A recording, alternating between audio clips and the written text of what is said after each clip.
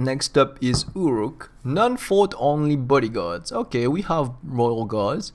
And another unit with Berserk 1 in forts. That's interesting. Non-capital, non-slow to recruit. Astral 2, Water 1, Holy 2. Interesting. Astral and Water. I'm not too used to this path combination. Now D2 at Astral 1, Holy 1, 70 gold.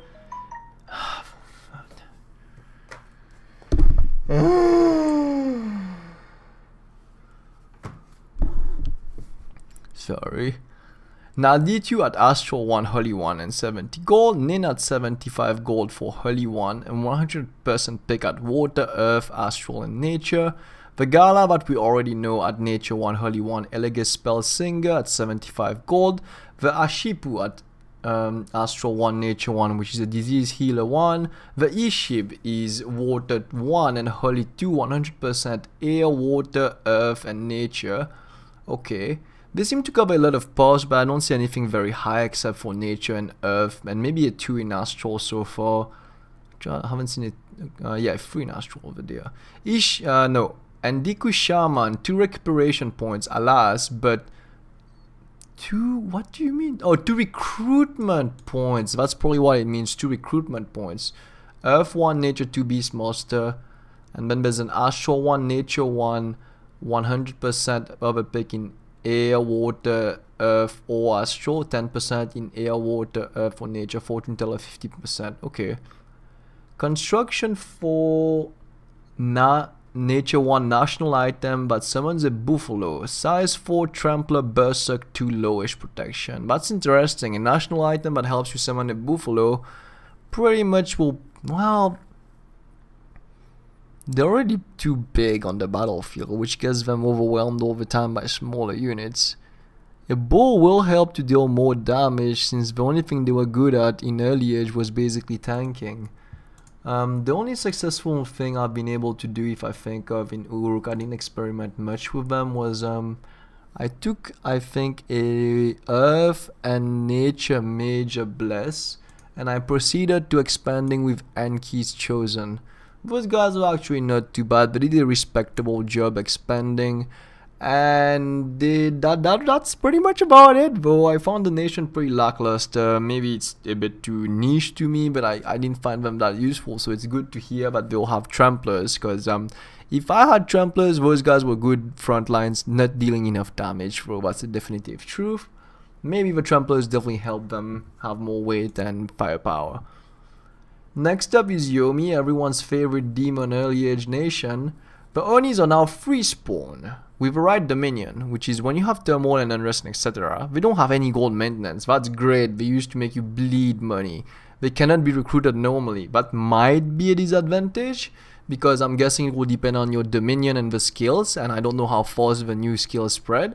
There's also a minus 25% income to the nation. That probably goes according to their theme, but they're feudal warlords and no big administration. Hania aren't cold-blooded anymore. That's a buff, so they are able to be deployed in cold provinces without dying too hard. They have temperature tolerance now. Heat and cold skills affect them adversely, just half of what it should be. So actually, I guess because you have fire demons and some cold demons, they balance it out, saying that the theme is you get only half of the penalties when you switch the skill around compared to other nations. Let's take a look at Yomi if we want to right now. Let's see, Yomi. Here is Yomi right there. We can close the Endiki's choose and we don't need about him. So the Hanya, which has always been an expensive mage, not bad. She has map move 2. See, she's a snake. She crawls on the ground. She has map move 2. The Lord Warden is buffed with resilience. Why didn't he have map move? Anyways, the Hanya is not cold-blooded anymore, meaning that she's able to actually fight in cold provinces without suffering too much encumbrance, because I believe it's a +3 or +5 when the cold-blooded unit fights in the cold province. Next up will be the demons that are now summoned. So we are probably talking about the small guys, the Ko-Oni, the Ao-Oni, the Aka-Oni, the Oni, the Kuro-Oni, the Oni General, and yeah, probably, and maybe somewhere along the line the Dai-Oni. So if I can't recruit those demons anymore, I'm guessing they are all summoned, and that's actually interesting because that means they'll be less dependent on gold, because Yomi has severe issues when it comes to saving up gold in whatever you're doing. In fact, trying to play against the impossible is very hard unless you turn everything on lucky and enable common events, but it's one thing you should try. Put thermal to luck free and then put events on common. You get a lot of good events, like you get just rushes of 3000 gold every once in a while. But anyways, those demons will now be dependent on the dominion, so it's almost like a free spawn nation, I guess, up to some extent, since they don't cost any gold. That's gonna be very interesting. I think overall it's a good buff for early age Yomi. We might actually see, you know, theme wise, it's the gate is open and the demons swarmed into our world, right? So that should represent more of a swarm of demons into the world. So I think that's going to be interesting. It will pretty much move Yomi from very trash tier to something way better. Probably maybe somewhere on the middle nations, if not top nations. We'll see how this goes. Also, we don't know how battle mechanics will affect those guys, but I think we'll do great since they have 2 attacks, and apparently they'll be able to, you know, throw their flames, move forwards, and club someone. That's gonna be interesting. Okay, next up is let's see. Stis. Sacred serpents can be recruited, but recruited 1 month by priests in temples. Okay. I think they're talking about the really crappy serpents. I think they're talking about the really crappy serpents. Yeah, those guys. Yeah, okay, so Stis gets to automatically summon 1 of them for having a priest. I hope they get a buff. I've never seen them very useful. Stis didn't get much love. Most units gain swimming ability. They can cross on frozen rivers. Well, I guess that's some kind of sailing. That's not, well, rivers. No, but not oceans, just rivers. That's not too bad. Probably we don't need to wait for winter to move around now. So let's check out Vainheim. Minus 20% cost to hammers. I have no clue what this means. Maybe it means that the dwarven hammer is cheaper because we have access to dwarves. Because the only thing I can find out if I go in there and type in hammer, the only thing that comes up is the dwarven hammer, the hammer of the forge lord, and the hammer of the mountains. So I'm guessing they, instead of paying 15 gems, we'll end up paying only 12 gems, but still saving 3 earth gems. That'd be great. That'd be actually a great thing for Vainheim. They'll get to use their quills a bit faster. Next up is Ermor. Ermor have better... units have better map movement. They are accustomed to marching. Yeah, I think we already established that with Principes. I just get to get even more map movement. Middle-age Ermor now. Starts at 3 death, so they lose 120 pretender points. Free spawn more dependent on forts, so I guess it won't be that much on your dominion anymore. And starting at death 3 right there means that let me see if I will pull up dominions to show you guys an example. Here's the dominion screen. Let's create a good. Let's go to Ermor. So everyone knows Ermor is like basically you just bow bow bow bow bow bow and then you just take some trash cheers, right? Like something along the lines of this. Like just take some trash cheers except for luck, and because you don't want to get beaten up too much, maybe you take some magic. Everyone gets the idea how to play Pub Kill Nation. But the thing is, now let me just reset that. The thing is, before, which is Dominion's 4 right now, if you put 3 points in death, you see up there, I got 120 points, right? This is what it means. Now when you create a god as Ermor, you will automatically start at -3. Which means that, let's see, same thing, I want to make the green dragon. Before I could just do that, I would be the green dragon with 400 extra points. Well, I mean, 120 points on top of the design points. What this means now is like, let's say we're playing Dominions 5, the game will already start at this, but you won't have that bonus. It will be like 280 if the cost stay the same for that dragon, and you'll be already like this. So they probably did that to balance it out a bit. Probably when they saw the quad bless Ermor, some people didn't like it, so that's probably enough here. They will get less points to just distribute. So that's a little nerf right there to middle-aged armor. Middle-aged Agolfa statues cannot get regeneration with Bless. I think that's a big one, but that's definitely a big one, because those famous statues of Agolfa, let's see, middle-aged Agolfa, where are you? There we go. Middle-aged Agolfa, the golem cult. Before, what used to happen is when you, let's see, the summon units. If you summon those sentinels, as you can check out them, I believe, in the recent Let's Play multiplayer that I helped Tortuga with everyone, Marcus Aurelius is playing as sentinels, was able to get a Nature 9 blessing to bless his sacreds. That will give them regeneration. However, the big problem now is that you can't do that anymore. It won't affect them because it's very lifeless and they don't regenerate. That's probably the idea here. So overall, that's a big nerf. Pangaea, national spells that summon forts with research 0 in early age.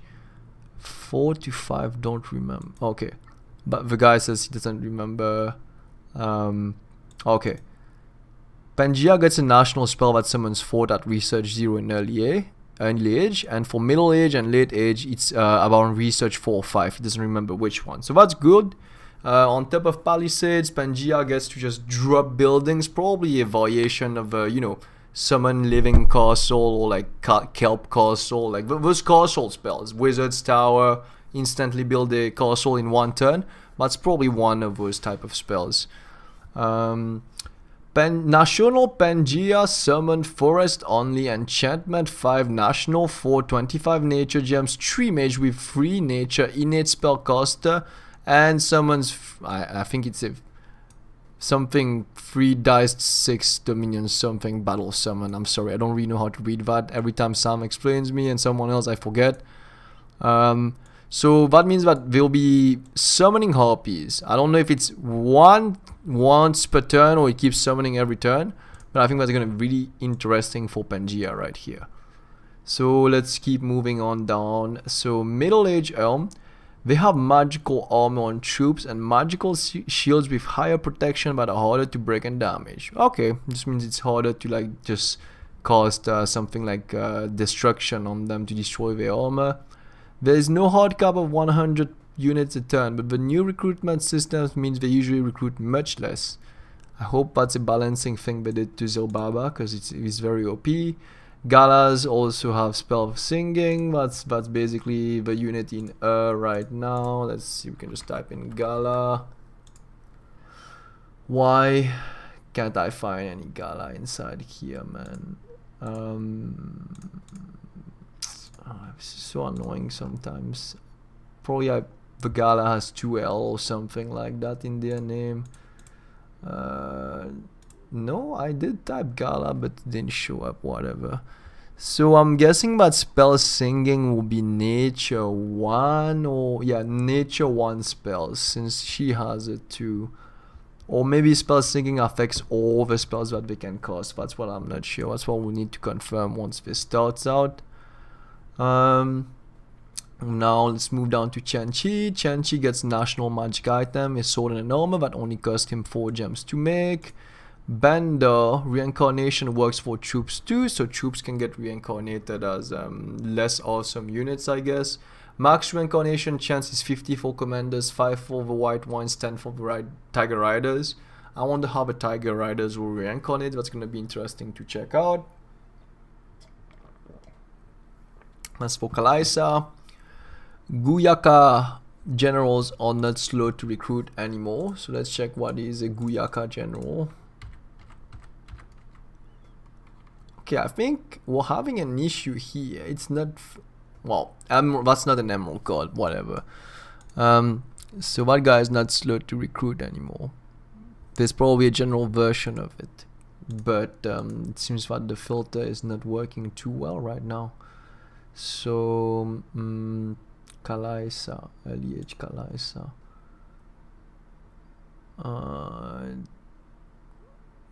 Nah, I can't find him. I just can't find him.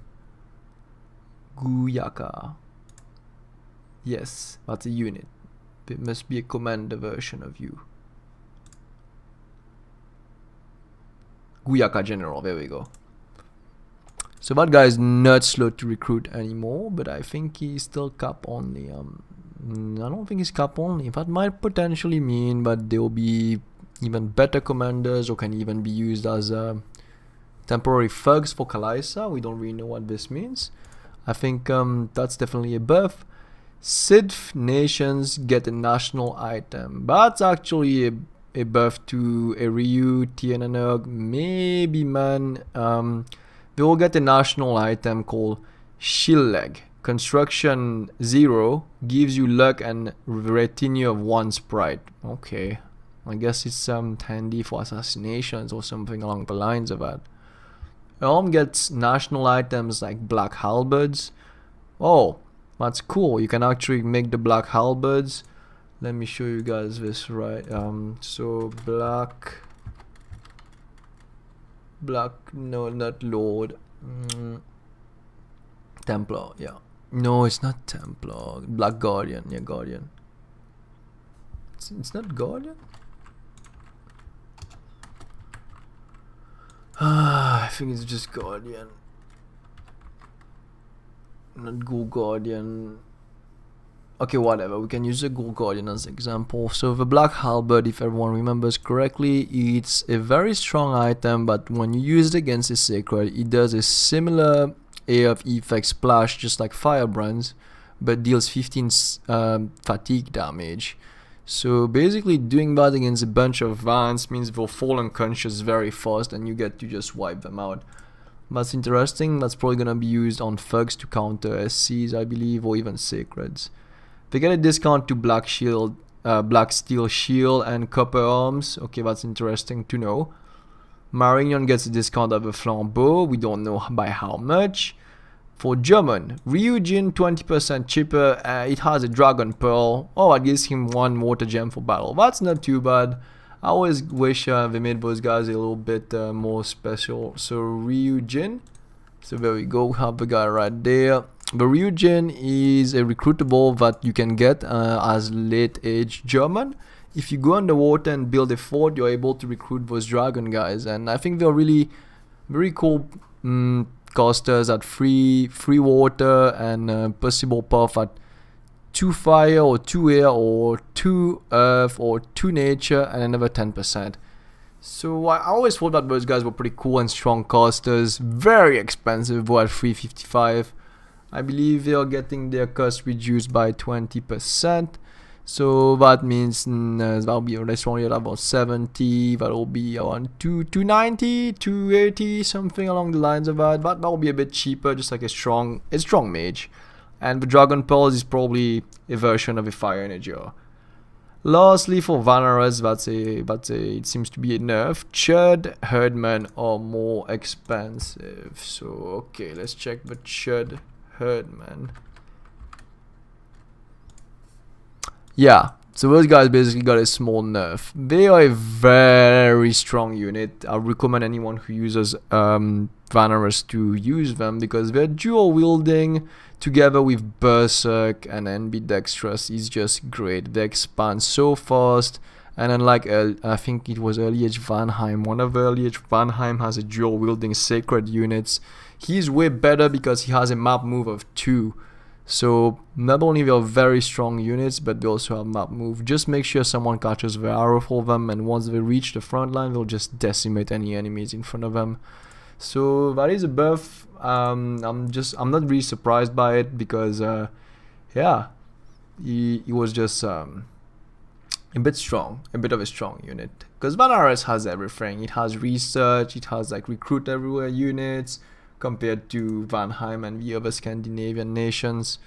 So that's why I think it's okay that they got nerfed. They're probably not that more expensive, to be honest. Anyways, I'm going to just put this down, just put it as nations, our nation tabs. I'm just gonna put it back now, and I'm gonna take a small break right there. and next up we're gonna talk about the battle mechanics. So thanks for watching, everyone. I hope you guys enjoyed that video. If you have any thoughts on the changes and you would like to discuss them, please leave us a comment right below there.